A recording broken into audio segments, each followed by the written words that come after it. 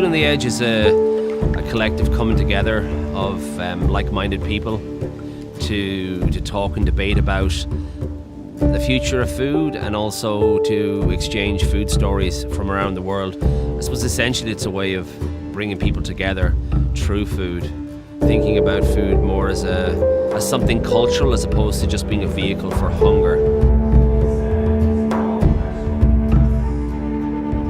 When you bring a high caliber of chefs together, it can often be very gratuitous and self-congratulatory.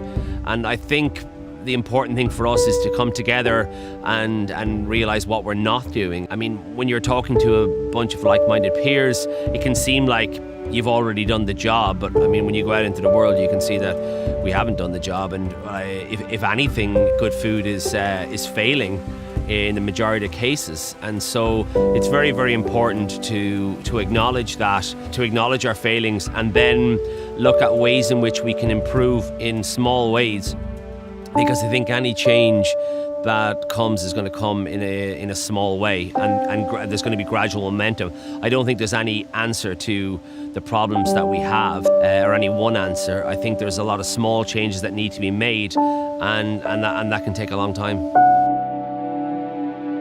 Heritage came up a lot, and we had speakers from various different places, from as far as the Lebanon, Zimbabwe, China, Japan. I mean, using food to engage in the history and culture of different peoples. And I think there's an untapped food history wherever you go, and it goes back tens of thousands of years. And I really think that can be investigated, and that can be, I suppose, become part of the makeup of a particular region's cuisine.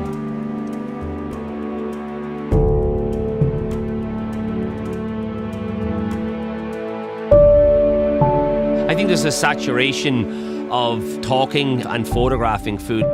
Without action, the whole process becomes quite stale and repetitive, and it's important that we don't all just return to the kitchen and continue on as normal, saying, okay, that's great, job done.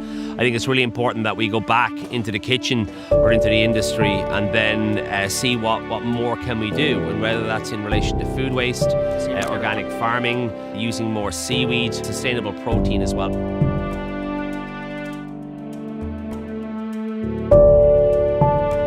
I hope that by raising the issues, it will inspire chefs in Ireland and also around the world to, I suppose, to just get the confidence to go and do it and say, well, I'm going to make this change, and rather than saying, well, I do this because it's the consumer who wants it. The consumers are very adaptable to what they take, and I think it's just a certain kind of bravery or a brave step that's needed. It started from a very, very humble place, and I want to keep it that way, because I think kind of humility is a way of, I suppose, bringing ourselves closer together.